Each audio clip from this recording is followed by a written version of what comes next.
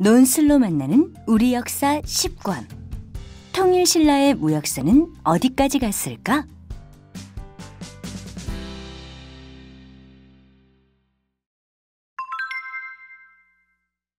신라 상인들은 아라비아 상인들과 어떻게 거래했을까? 모경이 장보고 상단에서 일을 시작한 지 꽤 오랜 시간이 흘렀습니다.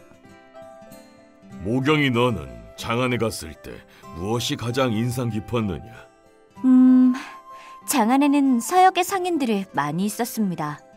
신라에도 서역 상인이 있긴 하지만 장안에는 비교도 안 되게 많았어요.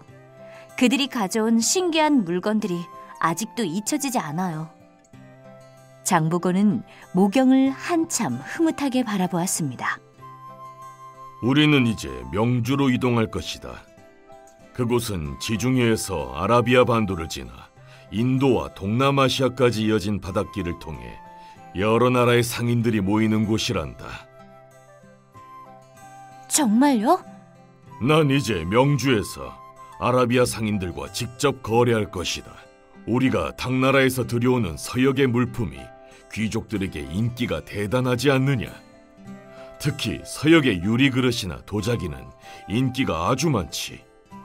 육로를 통하면 깨지기가 쉬워 그동안은 어려움이 있었지만 바닷길을 통해 중개무역을 한다면 큰 이익을 볼 수 있을 것이다.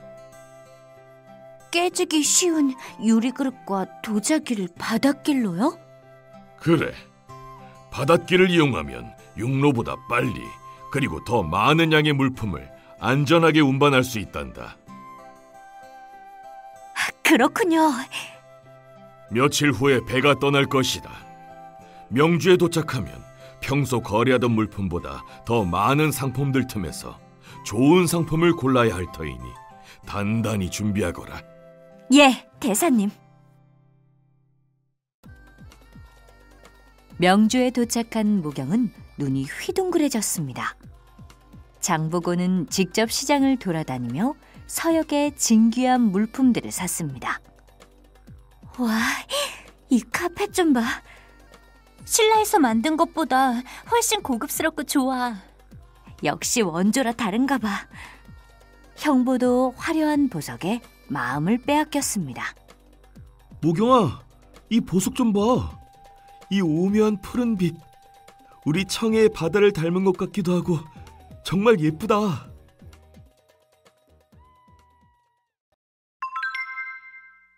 수입품에 대한 신라 귀족들의 반응은? 장보고의 배가 청해에 닿자마자 귀족들의 심부름을 나온 하인들이 벌떼처럼 몰려들었습니다. 대사님, 저는 상어로 만든 홀이 필요합니다. 제가 먼저입니다. 하인들은 서로 물건을 먼저 사려고 몸싸움까지 벌였습니다. 역시 장보고 대사님의 물건 고르는 안목은 대단하다니까. 모두 이렇게 좋아하다니. 소란스러운 곳을 피해 잘 포장된 상자를 들고 나온 장보고는 기다리고 있는 귀족에게 다가갔습니다. 오, 장대사, 잘 다녀왔는가? 예, 여기 부탁하신 로마의 유리그릇입니다. 하하, 고맙네. 내 이것 때문에 장대사가 오는 날만 눈이 빠지게 기다렸지. 귀족은 그 자리에서 바로 상자를 열어보았습니다. 그 안에는 로마에서 만든 맑고 투명한 보석 같은 유리그릇이 반짝거리고 있었습니다. 오, 정말 아름다워. 고맙네. 그 유리그릇은 톡이나 노쇠 그릇과는 다른 아름다움을 지니고 있는 것 같습니다. 정말 고맙네. 이 아름다움에 반해 요즘 신라의 귀족들은 모두 이걸 가지고 싶어 안달이 났지. 쉽게 구할 수 있는 물건이 아니라 더욱 귀한 걸세. 귀족은 유리그릇이 담긴 상자를 마치 소중한 보물 다루듯 조심스럽게 꼭 끌어안고 가벼운 발걸음으로 집으로 향했습니다.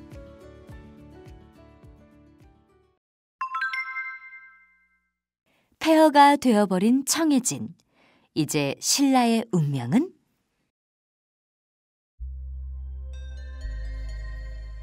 (841년의) 어느 날 상단의 사람들이 쑥덕거리기 시작했습니다. 무슨 일이에요? 저기 걸어오는 자가 보이느냐? 저자는 예전에 장보고 대사님 아래에서 대사님을 모시던 염장이다. 예, 기억이 납니다. 우리를 배신하고 김양에게 갔다던 그 염장이죠? 그래. 그런데 갑자기 왜 대사님을 찾아왔을까? 아무래도 수상해. 저자가 모시던 김양은 장보고 대사님과 사이가 좋지 않아. 신라 왕족이었던 김양과 장보고는 처음에는 뜻을 함께 했지만 김양이 권력을 잡은 후에는 서로 사이가 좋지 않았습니다. 왠지 불길한 예감이 들어. 찝찝하긴 하지만 어쩔 수 없는 일이겠지. 내일 저자를 환영하는 연회를 베푼다고 하더라. 다음 날 장보고는 자신의 품으로 다시 돌아온 염장을 환영하기 위해 연회를 마련했습니다. 연회장에서 장보고는 매우 들뜬 모습으로 염장을 옆에 세우고 큰 소리로 이야기했습니다. 나의 옛사람 염장이 다시 나에게 왔다. 환영하는 마음으로 모두 즐기도록 하여라. 염장과 장보고는 단둘이 탁자에 앉아 술을 주거니 받거니 하며 마셨습니다. 모두가 알싸하게 취해갈 때쯤 갑자기 눈앞에서 믿을 수 없는 일이 벌어졌습니다. 술에 취한 듯 비틀거리며 일어서는 장보고의 가슴을 염장이 칼로 찌른 것입니다.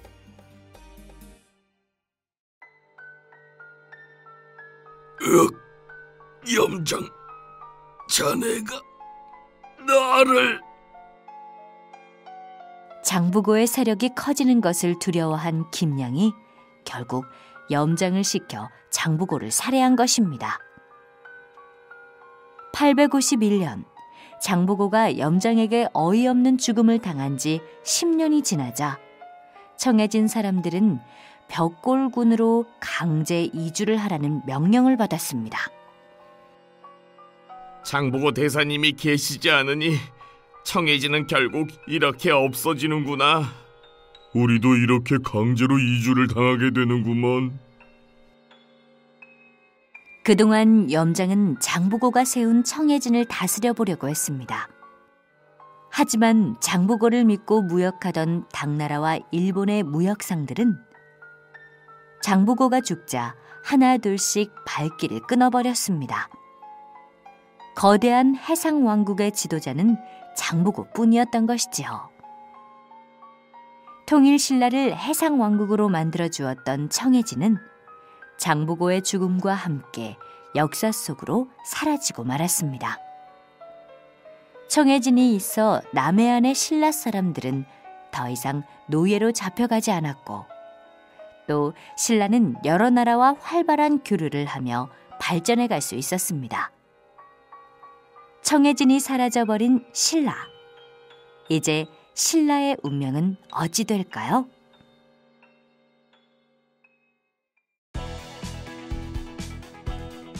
논술로 만나는 우리 역사 10권의 모든 챕터가 끝났습니다.